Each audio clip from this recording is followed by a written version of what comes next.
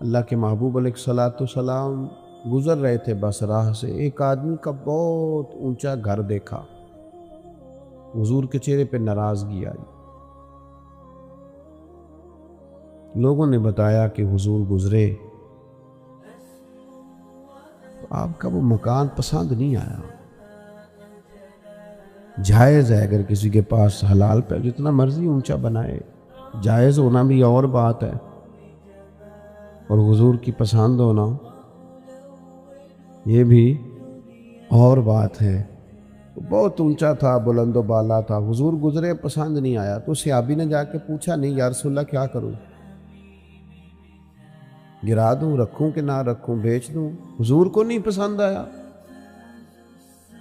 جس شدت سے تبلیغ ہوئی اسی شدت سے فرما برداری، نہیں پسند آیا۔ انہوں نے کدال پکڑا، کئی پکڑی، اوزار پکڑے، سارا مکان گرا دیا۔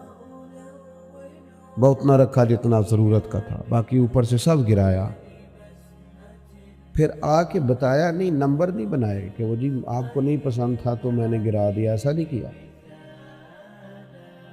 مثال دے رہا ہوں، ہمارے ہاں لوگ کرتے ہیں نا جی، کوئی کام کر کے پھر ان کو اپنے نمبر بھی شمار کروانے ہوتے ہیں، پتہ چل جائے، اور بعض ایسے لوگ ہیں اس جگہ جا کے نمبر شمار کراتے ہیں جہاں کرانے نہیں چاہیے۔ نمبر شمار کرانا منع ہے، وہاں بھی وہ کوشش کرتے ہیں۔ بتایا نہیں، کہا نہیں، حضور پھر وہاں سے گزرے، فرمایا اس کے مکان کا کیا ہوا؟ یا رسول اللہ آپ کو پسند نہیں نہ آیا تھا تو گرا دیا، اب میرے کریم راضی ہوئے۔ اب جو دعائیں نبی کریم نے دی وہ سرمایہ ہے۔ اب جو محبوب کے چہرے پہ ان کے لیے مسکراہٹ آئی، اس پر ساری دنیا واری جا سکتی ہے، اس پر سب کچھ قربان کیا جا سکتا ہے۔ تو میرے عزیز، شدت جب آپ کا یقین مضبوط ہو، کچی پکی باتیں، چھوٹی چھوٹی باتیں، مرید ہو کے بھی مرید نہیں، شاگرد ہو کے بھی شاگرد نہیں، کسی جگہ فقیر ہو کے بھی درویش نہیں، بھائی بیٹے ہو کے بھی فرما بردار نہیں، مسلمان ہو کے بھی، یا ایھا الذین آمنوا آمنوا باللہ، اللہ کہتا ہے او ایمان والو ایمان لے آؤ، او ایمان والو ایمان لے آؤ۔ اقبال کہنے لگے خرد نے کہہ بھی دیا لا الہ الا اللہ تو کیا حاصل، دل و نگاہ اگر مسلمان نہیں تو کچھ بھی نہیں، کچھ بھی۔ ہم نہ دیانتدار نہیں بنتے، امانت دار نہیں بنتے، ایمان کے تقاضے نہیں سمجھتے۔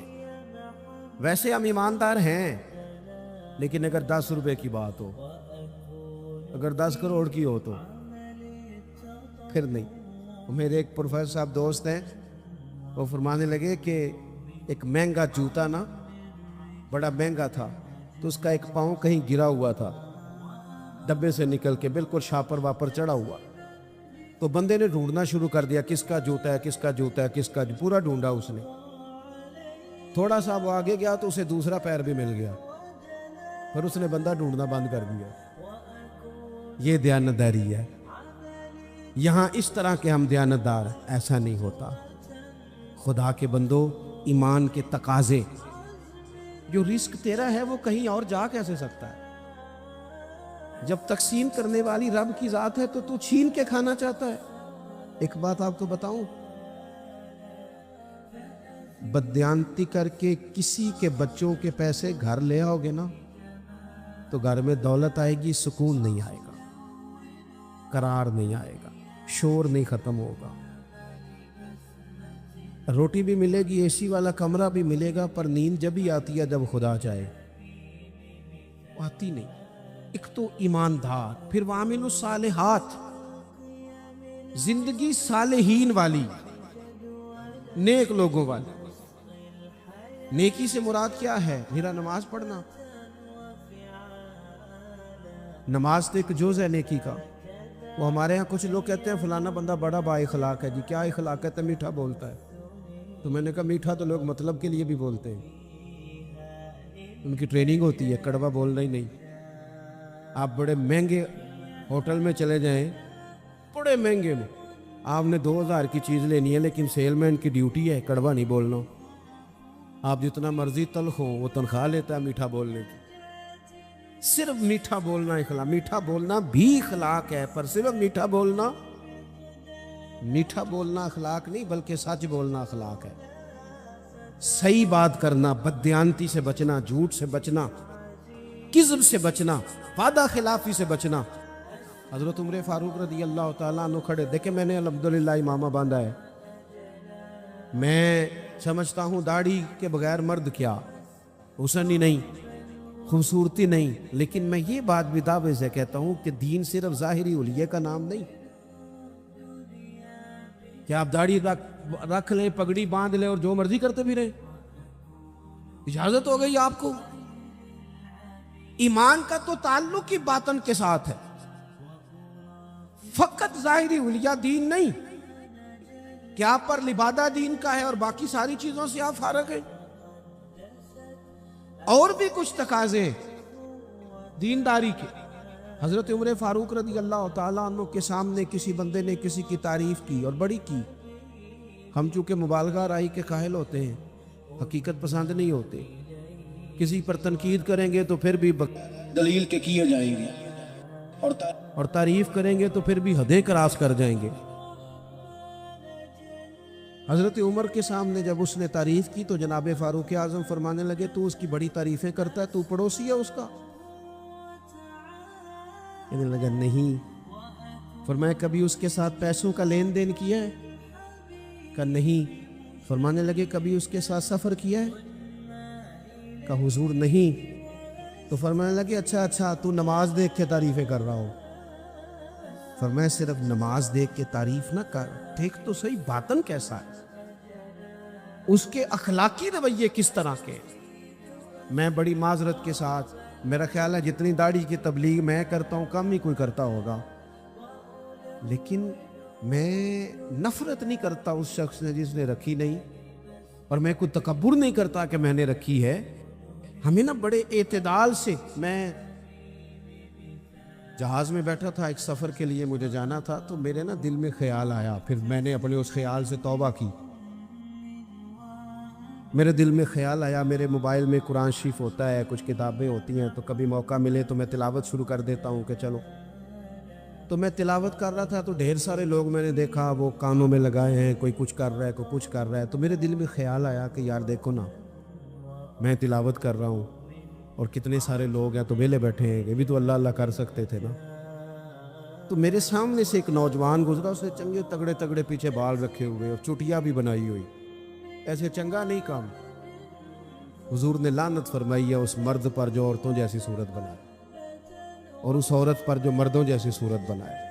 یہ ٹھیک نہیں. رب کریم نے جہاں آپ کو رکھا ہے آپ وہی حلیہ اختیار کریں. جائز نہیں مرد عورتوں جیسے کپڑے پہنے، عورتیں مردوں جیسے کپڑے پہنے، یہ جائز نہیں. تو بہرحال اس نے نا وہ چٹیا رکھی ہوئی اور اس کا سٹائل بڑا جناب جدید سا، بڑے تنگ سے اس کے کپڑے پہنے. تو بظاہر حلیہ بالکل اور تھا، اور کچھ فائلیں اس کے ہاتھ میں تھی. تو میری ساتھ والی سیٹ پہ وہ بیٹھا، اور اس نے تھوڑی دیر کے بعد اپنی فائلیں کھولی تو اندر سے سورہ یاسین نکالا،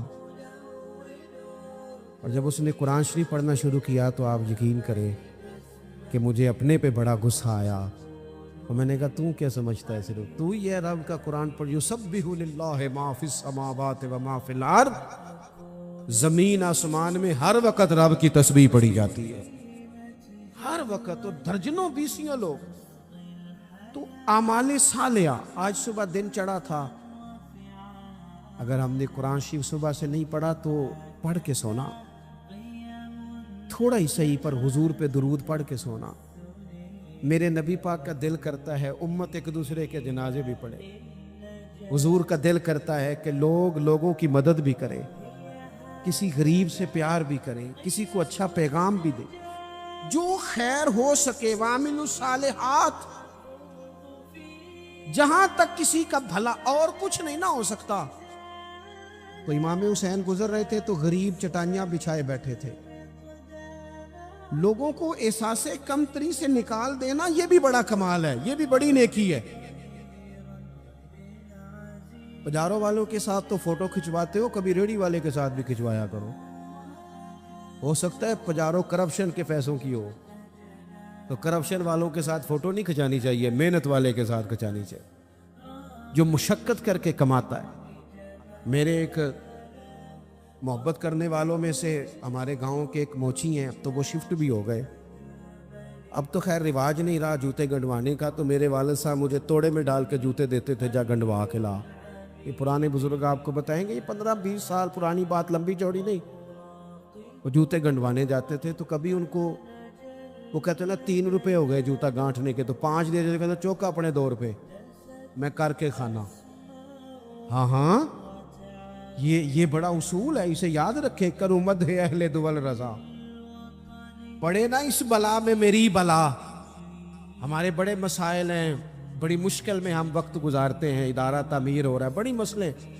پر میں ایک دن نکل رہا تھا مدرسے سے، تو ایک صاحب مجھے آ گئے چابیاں ہلاتے ہلاتے، مجھے کہنے لگے، وہ پیر صاحب وہ برات آئی تھی تو کھانا کھلایا تھا، تو وہ کچھ چاول بچ گئے ہیں، تو بڑی کوشش کیا، تو اب وہ بچ گئے ہیں تو مدرسے منگا لیں۔ میں کہ تو سانو کی سمجھنا ہے، وہ روٹی تکی بھی نہیں ہونی جڑی اسی روز کھانے ہیں، حد ہو گئی ہے، وہ بچ گئے ہیں تو کوئی کھا نہیں رہا، تو ان طالب علموں کو کیا سمجھتا ہے؟ یہ وہ لوگ ہیں جو پہلے دن گھر سے نکلے تو رسول کریم نے فرمایا اللہ کے فرشتے ان کے پیروں کے نیچے پر بچھا دیتے ہیں، 3 ٹائم الگ اور نیا کھانا مدرسے میں پکاتے ہیں بچوں کو۔ سانو تخت ہزارے دی لوڑ کی ہے، نالے کی لگے شہر بمبول دے نال، اسی اپنی بال کے سیکنے ہاں، ہاں سانو کی لگے کسی ہور دے نال۔ میں کروں مدح اہل دول رضا، پڑے اس بلا میں میری بلا، میں گدا ہوں اپنے کریم کا۔ یہ میرا دین پارا نہ نہیں، اور گردن کو جھکا دیتا ہے خیرات کا پتھر، جہاں میں مانگنے والوں کے سر کبھی اونچے نہیں ہوتے۔ کبھی بھی کشکول طلب نہ پھیلائیں، اپنی زندگی خودداری سے جیے۔ میں نہیں 2 روپے لینے جی، میں 3 روپے میرے بندے نے نہیں لینے نے۔ آپ یقین کریں میں نے کبھی کسی کے ساتھ فوٹو نہیں بنوائی، بزرگوں کے ساتھ ویسے نہیں بنواتا کہ ساتھ کھڑا ہونا بھی ادبی ہے، اور چھوٹوں کے ساتھ ویسے موقع میسر نہیں آتا۔ میں نے کبھی اسپیشلی نہیں کہا فوٹو بنوانی ہے، لیکن وہ موچی جوتی گانٹھنے والا اپنی دکان پہ بیٹھا ہے، تو میں کہا چاچا جی ذرا اٹھ دیو تو اڑنا تصویر کھچانی۔ کہنے لگے کیوں جی؟ میں نے تو کام پہ بیٹھا منہ بھی نہیں دھویا، تو میں نے کہا وہ اس لیے کہ آپ کی جو خودداری اور عزت نفس ہے یہ بتاتی ہے کہ ہمیں نا دیکھ کر اکرام کرنا چاہیے۔ نیک اعمال، حضرت امام حسین گزر رہے تھے، درویش لوگ، ویسے کبھی مزدور کو روٹی کھاتا دیکھا کریں، آپ کو مزہ آئے گا۔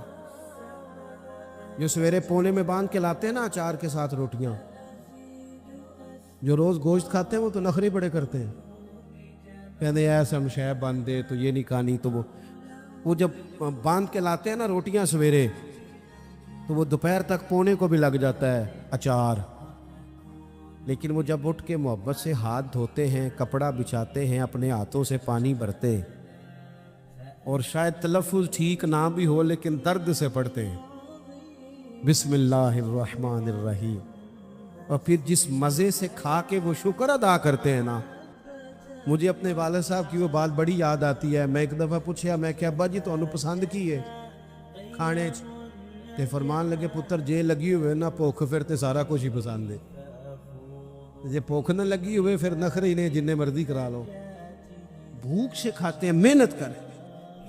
تو آپ غریبوں کا کم از کم یہ جو ان کے اندر احساس کمزوری ہے یہی دور کر دیں۔ مالک کا کچھ بھی نہیں بگڑنا، لیکن فیکٹری کے ملازمین کے بیچ بیٹھ کے 2 دن روٹی کھا کے تو دیکھیں، اور نہیں کچھ ہوتا۔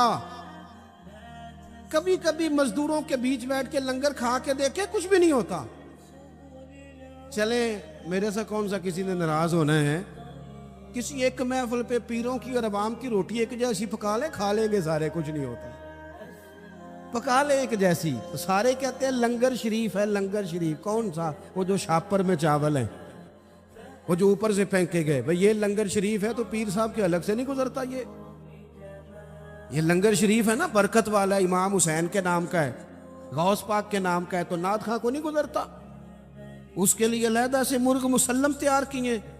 اور چلو باقی جگہوں پہ نہ صحیح، میلاد کی محفل میں ہی غریبوں کے لیے کھانا پکا لو، امیر غریب کا ایک جیسا پکا لو.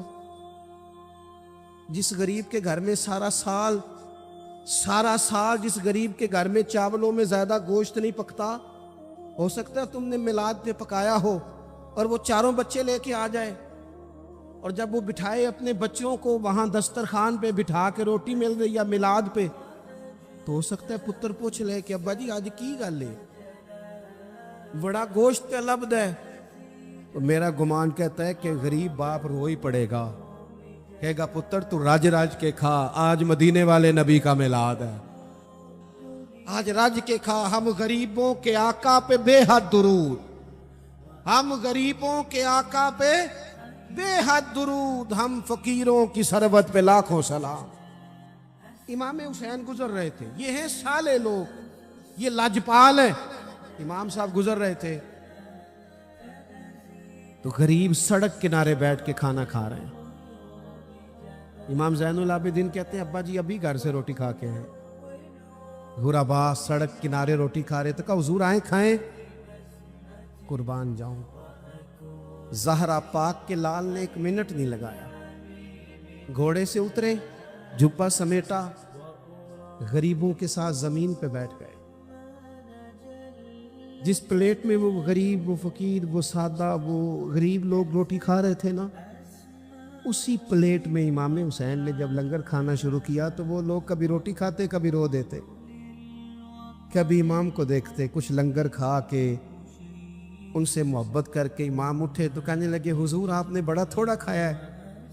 تو امام حسین فرمانے لگے قسم بخدا میں تو کھا کے آیا تھا، کبھی کھانا کھا کے فوراً دوبارہ نہیں کھایا، بیٹھ اس لیے گیا تھا کہ تمہارے دلوں کو تسلی ہو جائے، تمہیں راحت نصیب ہو جائے، تاکہ تمہارے دل میں وَعَمِلُوا الصَّالِحَاتِ. ہم بعض اوقات نا غریبوں کو تعاون تو کر دیتے ہیں، عزت نہیں دیتے. اجتماعی شادیاں، لائنوں میں دولہے بیٹھ جاؤ اور دولہے سے زیادہ اس بندے کا انٹرویو کیا جا رہا ہوتا ہے جو شادیاں کرا رہا ہوتا ہے. صحیح بتانا، تیری میری بیٹی کو اس طرح بیٹھنا پڑے لائنوں میں، اور پھر ان کا جہیز جو پتہ نہیں 80,000 کا ہے کہ 90 کا ہے، فوٹو کھینچ کے دکھایا جائے. صحیح بتانا. او بھئی تو نے کرانی، میرے اسلاف فرمایا کرتے تھے کسی کی بیٹی کے شادی میں تعاون کرو تو پھر اس شادی میں خود نہ جانا. اس کا باپ تو نظریں نہیں اٹھائے گا کہ محسن آیا ہے. نیکی تو ہوتی وہ ہے جو پیچھے رہ کے کی جائے. ہم نے کیا سٹائل اختیار کیا؟ تو ایک تو ایمان پختہ ہو، نیک اعمال ہو. تیسری بات یہ کہ وَتَوَاصَوْا بِالْحَقِّ، جھوٹوں کا ساتھ چھوڑ دے، سچ کی بولی بولے، حق بات کہے. وقتی طور پر لوگ آپ کی مخالفت کریں گے، ہمیشہ نہیں کریں گے. آپ سچی بات کہیں، سچی. ہمیں اچانک دیہاتوں میں دیکھتا تھا کہ اچانک کسی نے آ کے بتایا وہ تہاڈا منڈا اتنے لڑ پیا ہے. جا کے کبھی تحقیق کی ہے کہ غلطی کس کی ہے؟ بس ہمارا بیٹا ہے لہذا مخالف پہ چڑھ دوڑو. قرآن تو کہتا ہے کہ یاد رکھنا، انصاف کرنا، چاہے تمہارے اپنے قریبی بھی ہوں، کبھی ان کی حمایت میں نہ اترنا اگر وہ غلطی پہ ہوں. سچ بولنا، دیانتداری کا مظاہرہ کرنا. کبھی بھی انسان کو جھوٹ کا ساتھ نہیں دینا چاہیے. یہ جو ظلم ہوتا ہے نا، ظلم، یہ قیامت تک لوگوں کو یاد رہے گا. مظلوم کے ساتھی بنے مظلوم کے. قبیلہ بنو عراش کا ایک شخص تھا، تو مکے آیا، 2-3 اونٹ بیچے اس نے، تو ابو جال نے خرید لیے. بعد میں اس نے کہا جا جہاں سے پیسے ملتے ہیں لے لے. حالات وہ تھے کہ مکہ سارا مخالف تھا، سارا مکہ مخالف تھا اسلام کے، کوئی لمبے چوڑی تعداد مسلمانوں کی نہیں تھی. لیکن اس غریب آراشی نے آ کے حضور سے کہا، اور وہ بظاہر بعض روایتیں بتاتی ہیں حضور کو جانتا بھی نہیں تھا کہ میرے اس نے پیسے دبا لیے. اب طاقتیں تو نہیں تھیں، ظاہری طاقتیں. میرے رسول کریم نے فرمایا چل میں تیرے ساتھ چلتا ہوں. کہتے ہیں رسول کریم، میں دوستوں سے اکثر کہتا ہوں شرافت اور چیز ہے، بزدلی اور چیز ہے. اگر کبھی وقت آئے نا تو پھر انسان کو بزدل نہیں بننا چاہیے. اٹ سٹ تے پکھڑا کوار گندل اسی نا ہور بھی بوٹیاں جاننے. پھر تھوڑا سا نا کھڑا بھی ہونا چاہیے. یہ کیا بات ہوئی؟ سیاستدان مخالف ہو جائیں گے, علاقہ مخالف ہو جائے گا, جو ہوتا ہے وہ ہو جائے. جس کو جو کرنا ہے وہ کرے. جب آپ سچ کے ساتھ ہیں تو پھر اللہ آپ کے ساتھ ہے. نبی پاک علیہ السلام نے جا کے ابو جہل کے دروازے پہ دستک دی, باہر آیا. وہ شخص کہتا ہے میں رستے میں سوچ رہا تھا ان کی تو نظریں جھکی ہوئی ہیں, یہ تو دھیما دھیما بولتے ہیں, لیکن وہ تو بڑا بدماش ہے, کیسے مقابلہ کریں گے. لیکن کہتے ہیں جب حضور وہاں گئے نا, قربان جائے, محبوب کی وہ نظریں اٹھی, پھر غضب سے ان کے خدا بچائے.